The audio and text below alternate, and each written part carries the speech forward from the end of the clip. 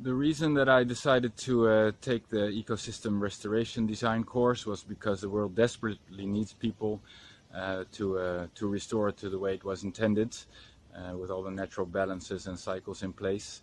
The biggest insight I've had so far from this course is that over a very large range of topics, I found out that all the knowledge basically is there, all the techniques are there, basically nature does all the work.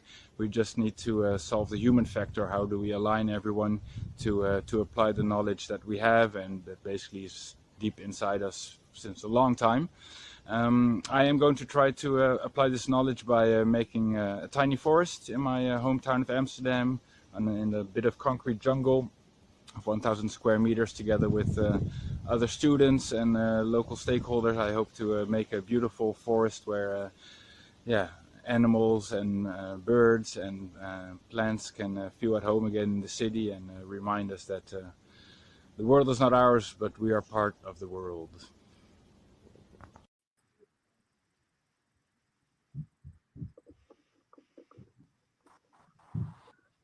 Hello everybody that's watching and was with us today. My name's Ashley Brown and I work for the Ecosystem Restoration Camps movement, and I'm joined today by three colleagues, I suppose, and I'll explain what that means a little bit later. And we have all been collaborating on something called the Ecosystem Restoration Design online course, which is an online course that teaches you about ecosystem restoration of natural ecosystems, agricultural ecosystems, urban ecosystems. It also looks at business models to fund ecosystem restoration and regenerative agriculture.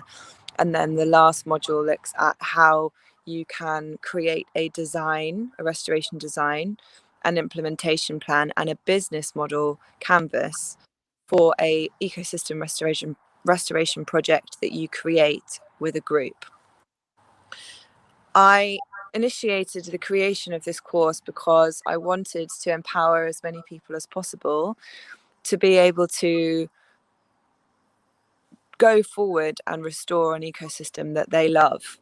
It could be their local park, it could be their local stream, anywhere really that is degraded and damaged. I wanted to give everyday people the skills, the knowledge, the expertise and the connections to be able to go ahead and get started with restoring that piece of land. And that was why the course was created. It spans over 5 modules, like I said, and it's starting on the 20th of September, or the classroom opens on the 20th of September. And I'm joined by Celia Gregory, who is the founder and director of the Marine Foundation, and they are doing incredible work around the world restoring coral reefs by building these beautiful structures of goddesses that they then sink into the ocean and coral grow out of them. So thank you for being with us today, Celia. Then we have Will Crombie from an amazing project that is called Tree Range Chicken, and it's an agroforestry system that has chickens roving around underneath the trees, and he sells the crops from the trees and the meat from the chicken as well. And he's featuring on the module about business cases. And then we have Sylvia, and Sylvia is from the Gaia Education organization. Gaia Education is the partner that the ERC works with, Ecosystem Restoration Camps works with, to run this course. So I would like to hand the microphone over to Sylvia now, who's going to introduce herself and her role in the course, and then give you a little bit of background about the logistics of how to register and that sort of thing. So over to you, Sylvia. Thank you, Ashley, and happy to be here. So as Ashley mentioned, this is a 5-module course. You can take the 5 modules or you can take 3 to graduate. We highly recommend to take all the 5 modules because all the different modules talk about different ecosystems. And the 5th module is where you can present a proposal and work in a team to design a project of restoration in your community. So the way the course is organized is each module lasts for 4 weeks. We have 2 weeks in between each module, so you can rest or catch up with the materials and have some break in between. And so goes from September 20th, where we have 2 weeks of orientation to the material and the platform, welcoming everybody. And then on October 4th, the facilitators join the program. You will be assigned a facilitator for each module, and you will work with that facilitator through all the program until the end. And at the end, like I say, in module 5, you had the opportunity to present your proposal. You go through a selection process with your participants, your classmates, and you will be able to work on that proposal as a design. How to register? Well, you can go to Gaia Education website and select the option that you prefer, whether it's the 5 modules all together or 3 modules. Like I say, if you take 3 modules, you still get a certificate. You can select one module from modules 1 to 3, which are different ecosystems, different approaches. But module 4 and module 5 are mandatory for the certificate. You can always take just one module to explore and then decide whether you want to continue. I think I cover everything regarding the course and registration, Ashley, but if there are other questions, you can ask via the chat, and we will be able to respond here. Thank you. Over to you, Ashley. Thank you, Sylvia. Yes, if you have any questions about the course in terms of the content, I'm here to give you all of the answers that you need, as well as Celia and Will. And then if you have any questions about registering, paying, any of that more logistical stuff, that's why Sylvia's here. And this call, we are here today to answer any of the questions, because I'm sure there are many of you out there who are considering taking the course, but you're not quite sure. So we are here to persuade you. And I'm now going to pass over to Celia, who's going to explain what her lesson is about and what you'll learn when you take her lesson. So over to you, Celia. Gosh. Well, my lesson is about marine conservation. So the focus is on the marine environment. Specifically, we focused on coral reef habitat, although these ideas can be applied to any ocean habitat.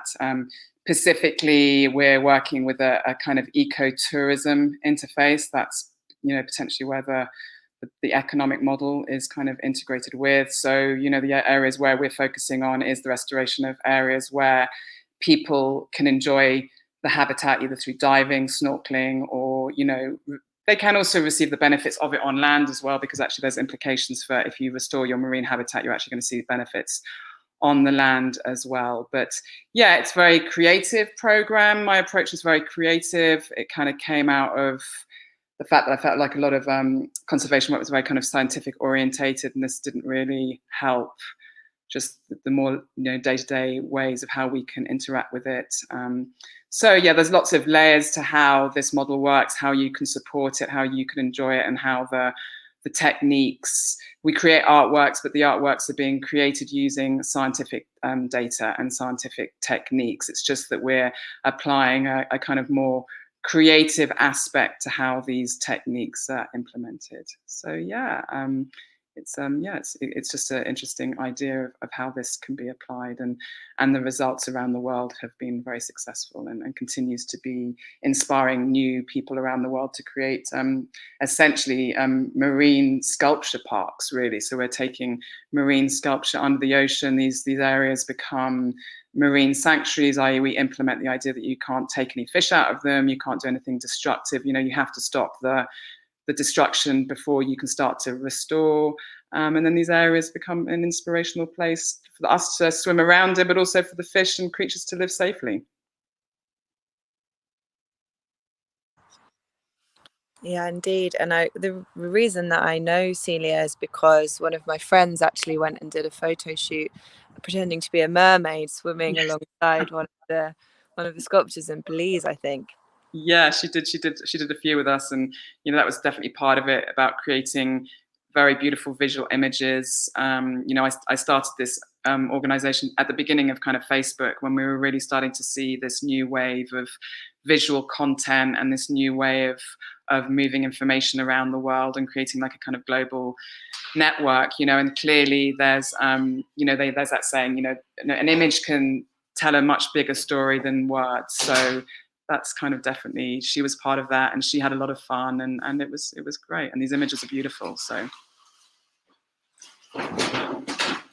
yeah, and maybe I can speak a little bit about the structure of the lessons. So each module has 4 lessons, and there's 5 modules.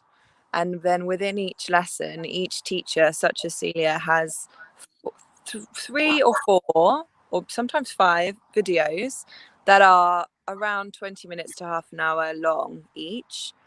And the general structure is that the first video is sort of an introduction to that person and their project, and the context of which they're working in. The second video talks about the techniques that are used to do the restoration of whatever kind the teacher's talking about. The third video looks at the problems that the teacher has faced, and then the fourth video looks at how those problems have been overcome and solved, which means that you get a real insight into the worlds and experiences of some of the top people that are taking part in the restoration of our planet, and you literally travel all over the world with them and get to really understand what it is that they're doing, what's working and what's not. And yeah, that's exactly how Celia's lesson goes too. Is there anything else you'd like to say, Celia, before I move on? Well, we were just, I don't know if you're going to ask me this later, but one of the questions I saw was just why I think this course is so important. I don't know if you're going to ask me this, but I would like to just comment on that, yeah, I definitely think that this course is really important, because I think we really need to reinvent and explore our relationship to nature and business. You know, I think we only think about how nature provides for us at the moment, and we have a very, very extractive model in how we you know, interact with it, and we see it as just this kind of wonderful endless source of bounty for us, but really we need to be addressing how we can serve it, and rather than just take. So I think this is a really wonderful you know, course, in the sense that you can really, as you say, see people that are doing it, see how people have, there's a lot of challenges, but how they face those challenges, and really starting to see how we can create, you know, beautiful businesses that you know, provide something wonderful for us, but at the same time aren't destroying the planet that we basically all completely rely on, and we're completely interdependent with. You know, I one of the reasons I do goddesses, not the only reason I do goddesses, but I'm a great devotee of the old mythologies, you know, where human beings pre kind of Christianity used to just be completely interdependent and knew that nature was so important, and didn't think that we could exist without it or without looking after it. So I think the work that's being done here is really important. Amazing. If anyone would like to look into Celia's work a bit more, her organisation is called the Marine Foundation. The Marine Foundation. So yeah, there's quite a few pictures, I'm sure, that you can find on the internet of her goddesses and her work. And yeah, read up about her, support her, and come along to the course if you like what you see and you'd like to learn more from her. So now we'll move on to, thank you very much, Celia. Mm-hmm. Will Crombie. Will and I met at the restoration camp in Mexico, and we had a wonderful time together, and I now consider him to be a very close friend, even though he lives on the other side of the world. And he is teaching about his brand Tree Range Chicken, which I mentioned earlier is an agroforestry system with chickens running around underneath. I would love you, Will, to introduce yourself, maybe tell a little bit about your work, and yeah, then answer the question that Celia did about why this course is so important right now. Yeah, and I'm happy to follow you, Celia. I feel like I'm upstream from your work. Yes. We really need that. We need to restore the oceans. We need to restore the waterways, and it's so important that we focus on all of our energies and it's great that you're in the course, and then there's other people in the course talking about land-based practices, because as we know, it trickles down, right? It trickles down into the ocean. It's really important that we take care of our land. So I'm Will Crombie, and I'm a farmer and a businessman and an entrepreneur, and I'm humbled to be here on 40 acres in southern Minnesota in the Midwest U.S. And I'm a marketer and a filmmaker, so somehow I've gotten involved with this movement to build more regenerative food systems and build healthier food and food brands. And what we came across with working with Reginaldo Hazlitt Marroquin, who's my business partner, and some of the work that we're doing here in the Midwest, and what he's doing with the Regenerative Agriculture Alliance, is that the chicken is a very powerful place to start if you look at it from an indigenous concept, if you look at it from its origin story of being a jungle fowl.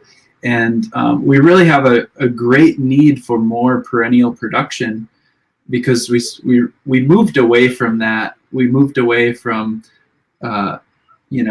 relying on fruit and nut crops and perennial crops in our production system, and replaced those with things like corn and soy. And we really industrialized those systems, and now they're very chemically driven. So there's an opportunity in business, and I think what the module that I'm involved in is the regenerative business model, or module 4, right, Ash? What are we calling that one? Yeah, that's module 4.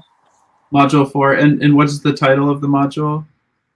The business models. Okay, so business models for restoration. Yeah, I'm one of the models that's featured in module 4 for business models, because we have our Tree Range Chicken brand, and because I'm a farmer that has this agroforestry based production model. So in the module that I'm a part of, I take you through that journey. I take you through, in that course, I take you through what we've been doing to build Tree Range as a brand, and what I've been doing to implement this concept, this agroforestry based, silvopasture based concept on my family's land. And it looks like we got a hello popping up on the screen. Hello, I really hope that this interests you.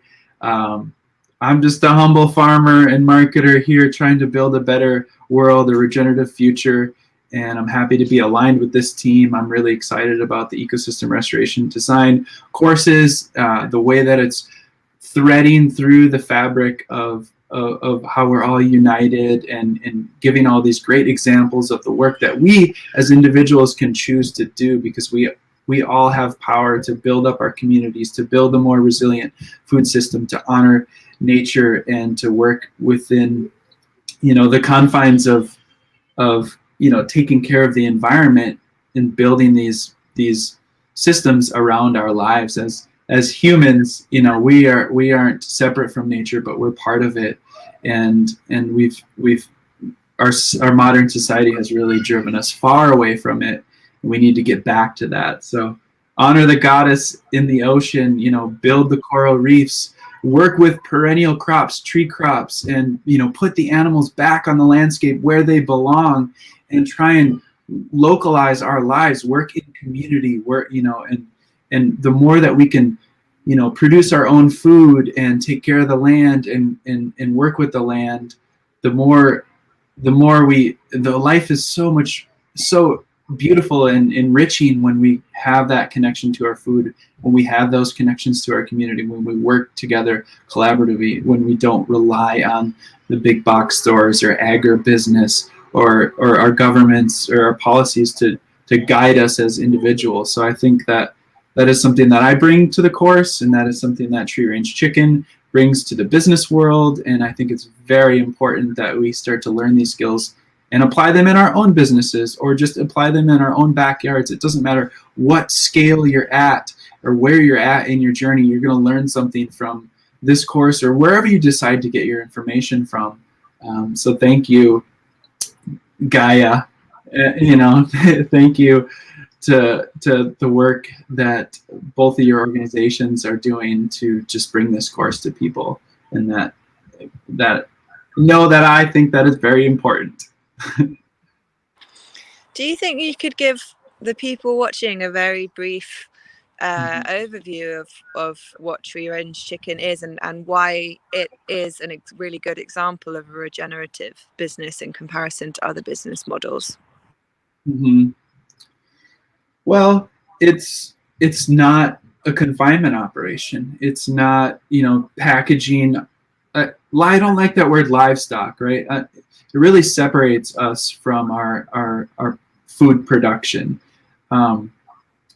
So it's putting the animals back on the land. It's integrating them into a forested canopy, and within that forested canopy, there are all sorts of different layers, which we can also create food from, whether it's fruit and nuts or the chickens themselves as food that we can consume. That's what the business model is doing. It's recreating natural systems, but giving it this production mindset, so that way we can produce food for our communities in a more regenerative way.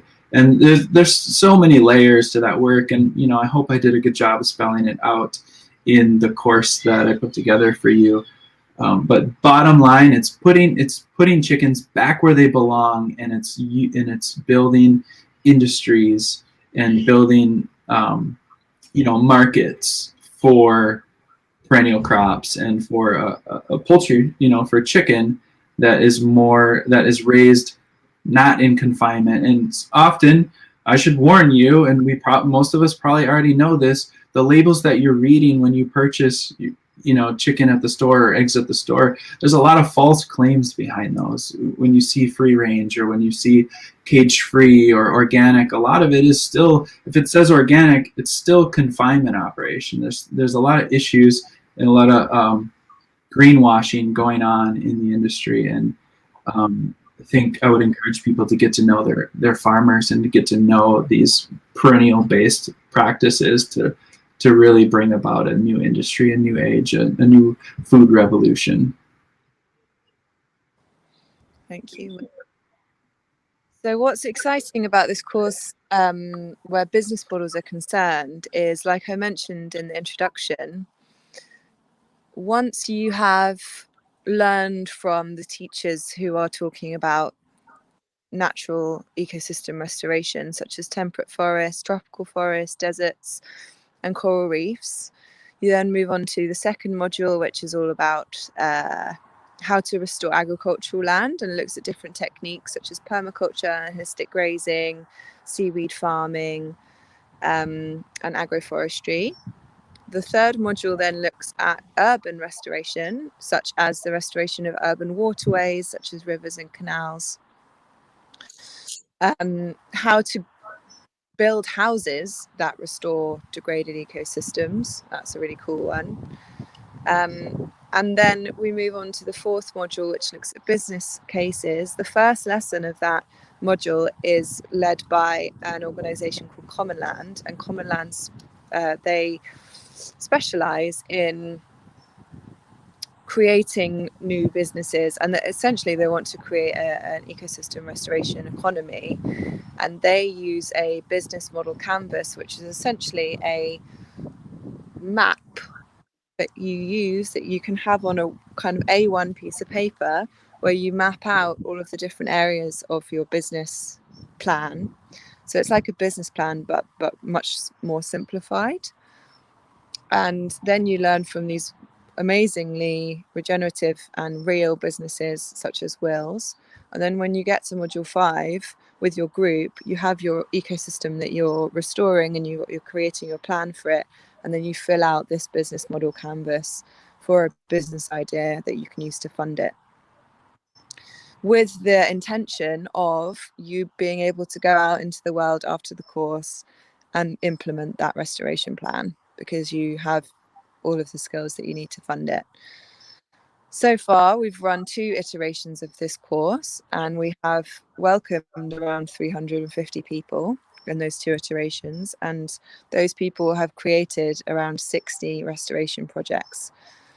So that just goes to show how effective this course has been in achieving its goal.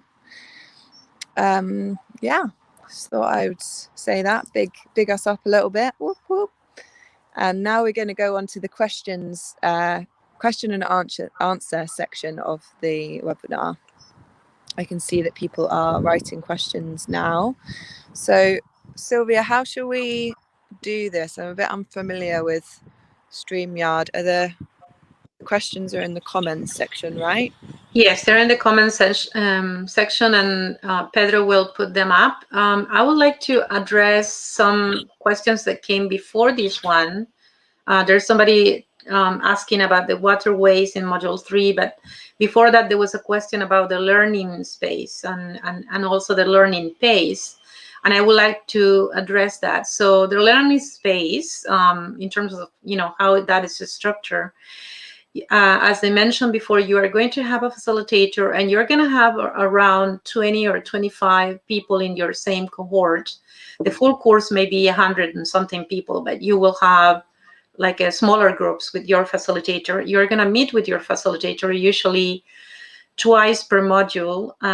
Plus you will have, at your own pace, you can watch the videos with the presenters. The presenters are, what we call teachers as well, who are presenting about their project, their particular projects, and how they are approaching the restoration and their own communities. So you watch the videos, and you will have a forum where you can post comments, discuss, post questions, and you will have a question and answer session every week for responding to specific questions to that week. For example, if you are watching, Will's module, and you have questions after watching all the videos, you can share your questions, and will be in a question and answers session where he can address those particular questions. So that's how it is structured. So if you go away from the module for 1 or 2 weeks, you may be able to catch up, but it still is a little bit, difficult to catch up with all the sessions. However, the course stays open until the end, so you can always go back, and watch videos and, do things that you haven't done before. You will have to finish the modules in order to get into module 5, which means, for module 5, if you haven't finished the previous modules, you will have to finish them. Otherwise, you won't be able to get into module 5. So that's about the pace and the space. How is the space in there? There's a question about the TOT. The TOT is not related to this call, so I suggest, Pedro, you can put briefly the page for the TOT. TOT is the train of trainers, and is something else that we run at Gaia Education. You can always communicate with us sending an email.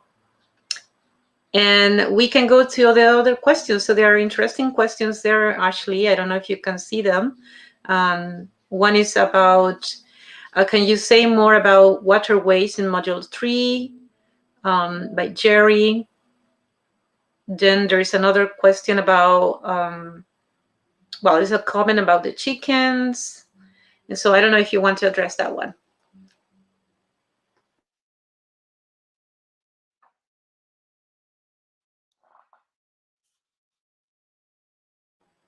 We cannot hear you, Ashley. You probably are mute. Yeah. The amount of time I've spent online doing these sorts of things, I still forget to unmute myself. Yeah. So the lesson about restoring urban waterways is part of the 3rd module, and it's run by a woman called Lisa from the organisation Biomatrix Water. And they are based in Scotland, but they have projects all over the UK, and they have also done projects in places like the Philippines. And what they do is they create floating ecosystems using, how would you describe it? Kind of like tubes that float.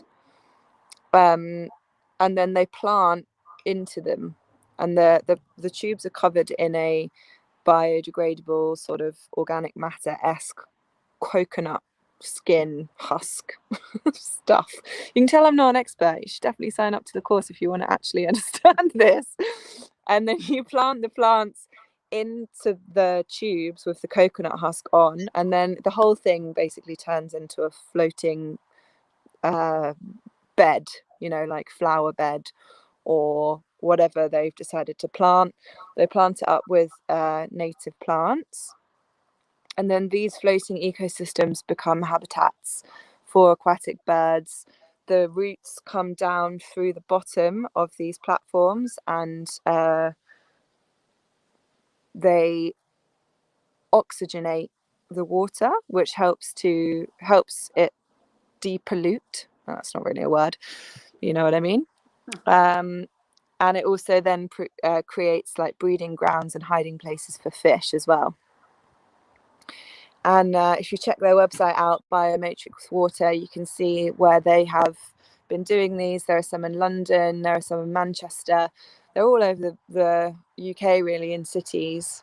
And what the lesson does is it essentially teaches you how they work and why they're so amazing, and then how to build them and what the challenges have been with building them and how to overcome those challenges. So I hope that answers your question, Jerry. Maybe you can give me a thumbs up or something if that's possible. Thank you, Ashley. There is another question. Somebody's asking whether they can volunteer at the camp while following the course. Technically speaking, yes, you can. I don't know about the volunteering at the camp. Can you respond to that, Ashley? Yeah. So we're getting on for 45 camps now all over the world, and they all have different requirements and are looking for different levels of help and support. So the best way to find that out, I mean, the short answer is yes.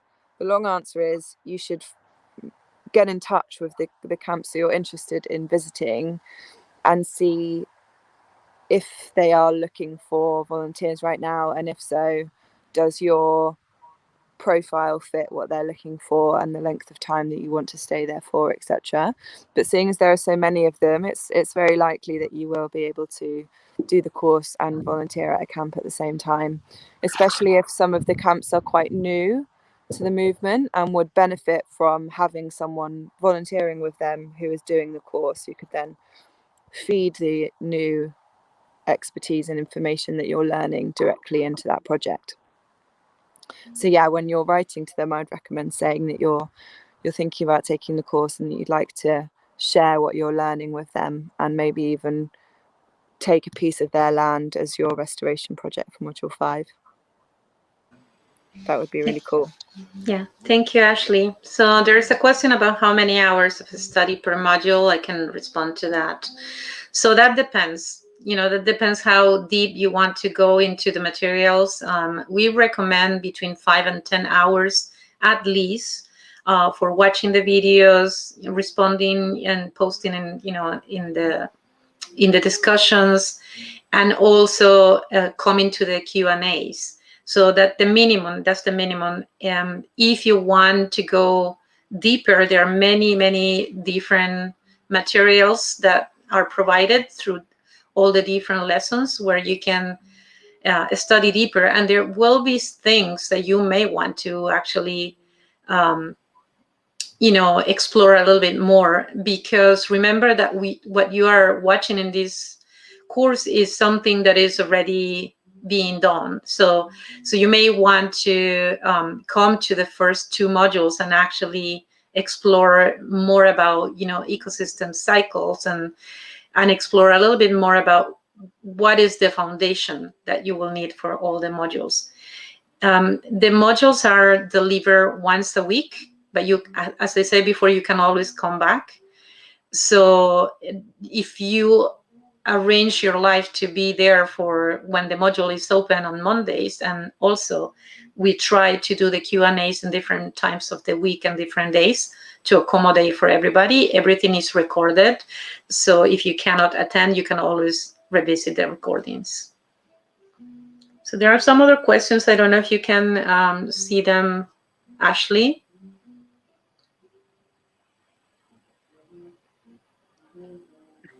Did you? Oh, okay. There is one about international candidates. Yeah, I'm not sure if I understand the question, but yeah, obviously, this course is open to everybody. The restoration needs to happen everywhere. And, as Will, and Silly and Ashley have said, this is a really important course, a really important, I would say, the main thing that we need to do in this generation to restore, the planet to something that is a place that we can all share with all the beings, not just human beings. So it's open to everybody. There's no requirements, and there's no, I would say the only requirement is that you understand English good enough to understand the lessons. So for now, it's only in English, but who knows, maybe in the future it will be in other languages as well. If there aren't any other immediate questions coming in, I could discuss some of the frequently asked questions and then give the answers to those. So one of the frequently asked questions is being able to pay in installments, which is possible. So rather than paying for the whole course up front, which I understand is, quite a lot of money for a lot of people, you can pay module by module. Maybe Sylvia, you'd like to explain a little bit further about exactly how that works? Yes, so there are two ways. One way is that they can register, you can register for the full course upfront and select the option that you want to pay in installments, which allows you to split the payments, through the course. Another option is that you register to module 1 now, and you decide down the road that you want to take all the other courses, so you register to the different courses as the modules as they come. We do have a deadline for certain modules, just because some of them are mandatory to receive a certificate. So you may not be able to register, for example, for module 4 or 5 if you haven't registered previously for at least one module between 1 and 3.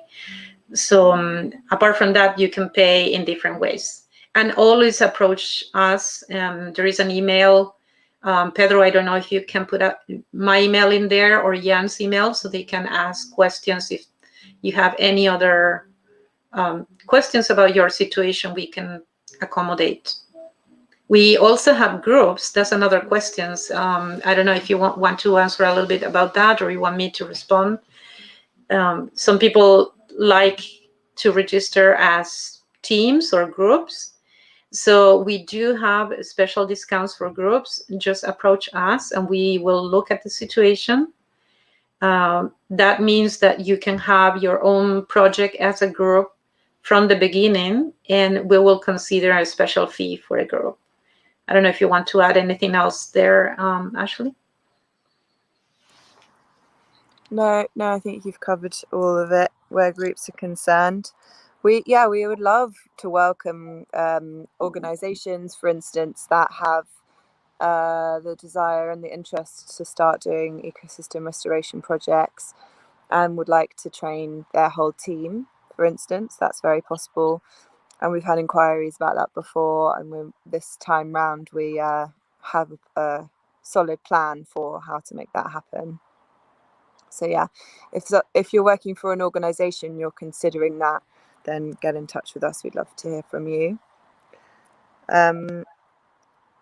Another frequently asked question is, what if I need to drop out because I don't have time to finish the course? You can take any modules that you weren't able to complete in this iteration. You can pay a fee of £45 to cover the admin costs of moving you to the next round of the course, which we are planning to start in April 2022. So that is very possible for anyone who has some sort of big life change and means that they can't complete the course. What are some of the other frequently asked questions that we get? Well, one of the questions refers to the facilitators, which they are different from the presenters. So the presenters are the experts in their own restoration projects, whose videos you're going to watch, and the facilitators that we hire and will be with you through the course are also experts. Some of them are permaculture teachers, such as myself, and I'm not one of the facilitators, but all of us have background in different areas like permaculture, restoration. There's one of the facilitators who's an expert in cob design. So the facilitators also have a lot of knowledge and a lot of experience. You will draw not just from the experts presenting or the teachers presenting in the videos. You will also have a full community. That's one of the most amazing parts of this course, is that this is not just a course. It's not an online course and that's it. You have a community, a full community of practitioners who are all passionate about this.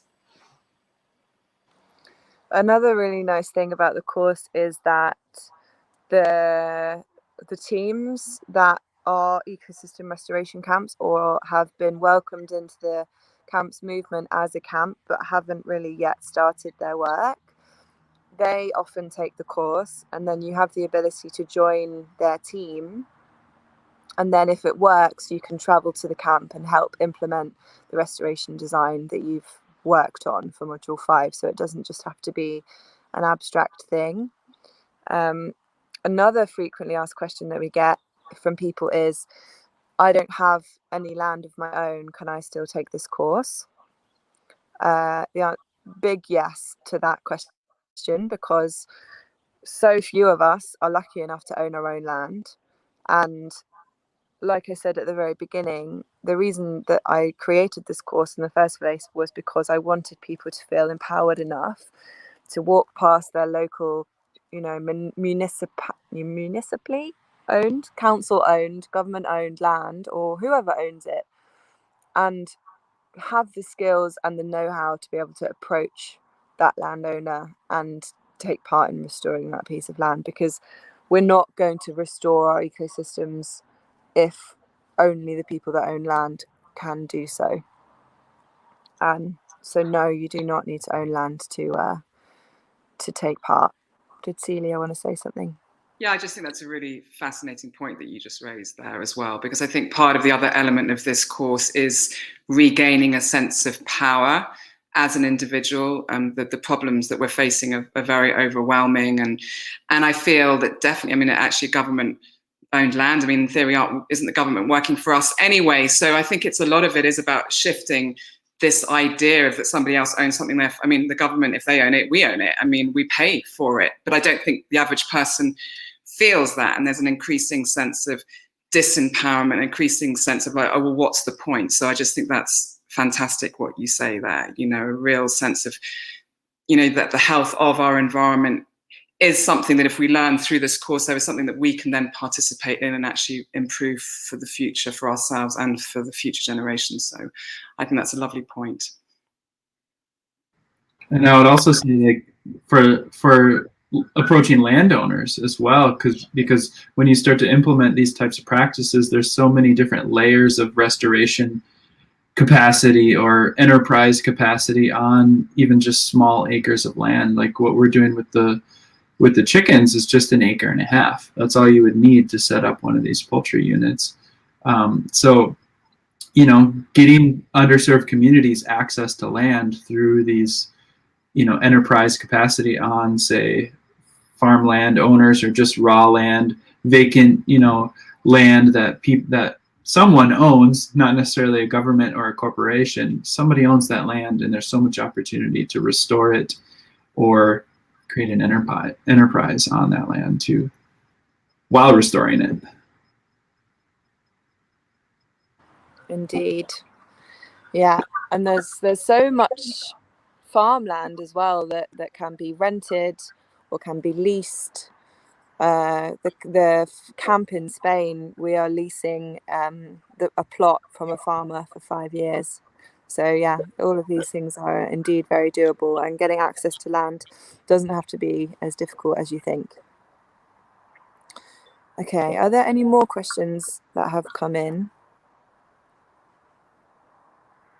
Or if you have one, now is your moment.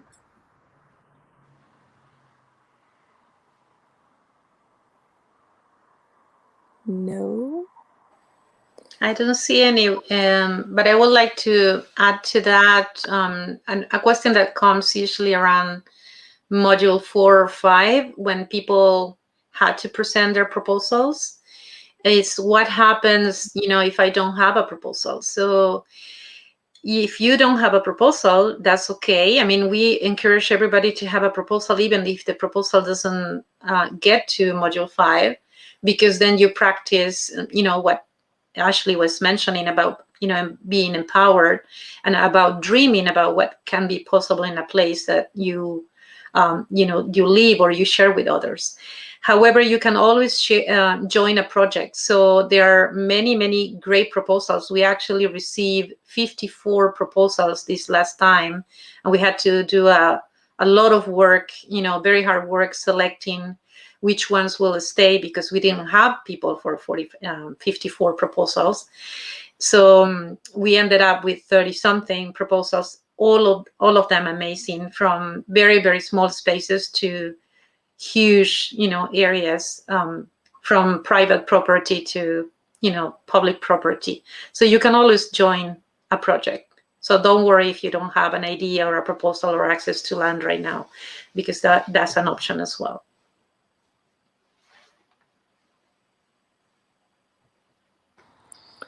So I know that we still have maybe 10 minutes left before we round off, but I think if the Q&A is finished early... Oh, okay, there's another question come in from Burgett. I hope I said that right. How can you attract more volunteers? I have a field to restore and for education. Well, that was your very question is the reason why one of the reasons why ecosystem restoration camps was set up, to create connections between people who have land and are looking for help to restore it with people who don't have land and want to learn how to do that restoration work. So if you're considering taking the course, fantastic. And then also, if you'd like to apply to become an ecosystem restoration camp, you can do so via our website. In the top drop down menu, there's a button called camps. Go down to the bottom where it says new camp application, and yeah, once you filled that in, we'll get in touch.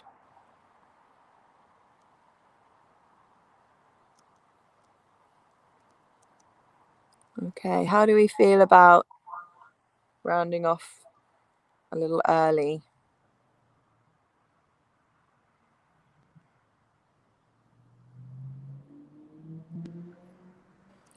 Yeah, I don't see, if there are no more questions, we can end it earlier. If anyone would like to write to me and ask me a question about the course content, feel free to do so. Pedro, do you know my email address? Could you put it up on the screen? It's Ashley, ASHLEIGH, at ecosystemrestorationcamps.org. Feel free. And then also on our website, there on the online course page, there's a kind of live chat function, which you can fill in, and I will be on the other end, just in case you forget my email address. That's another way to ask any questions that you have.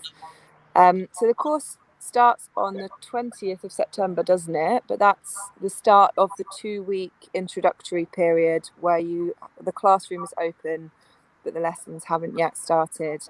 And that is where you can go, introduce yourself, start meeting your fellow students, and read the pre-reading resources and videos, etc., that we have created for you, that will give you an insight and an introduction into things like earth cycles and different regenerative practices, just to give you a bit of a foundation before the course begins. And what's the date that the actual course starts, module 1 starts? October? Yeah, it's October 4, but we keep registrations open until October 11. That will be the second week of the actual Module 1. We also will have, we call it orientation circle or opening circle for everybody during those 2 weeks. We will announce that in our website, but it's open for everybody who is already registered in the course, and obviously for the presenters and facilitators to come together and just, kick a start. So there's still a bit of time left for you to sign up if you're still uncertain, or you need a bit more time to find all of the pennies, etc. So there's no real rush for the 20th of September, but that is the best time to register if you want to give yourself as much time as possible to get fully orientated and do all of the homework.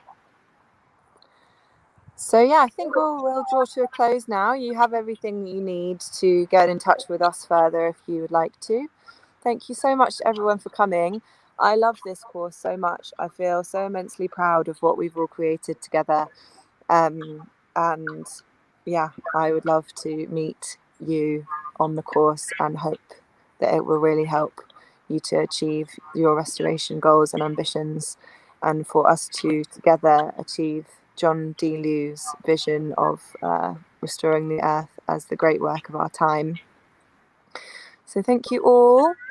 There's one last thing that's come up. Oh, thanks for the info. You're welcome, Igor. It's been lovely to see all of your names and your enthusiastic and encouraging emojis. Makes us feel good. Thank you very much. Thank you, everybody. Goodbye. Bye, everybody. Thanks for having us. The reason that I decided to take the ecosystem restoration design course was because the world desperately needs people to restore it to the way it was intended, with all the natural balances and cycles in place.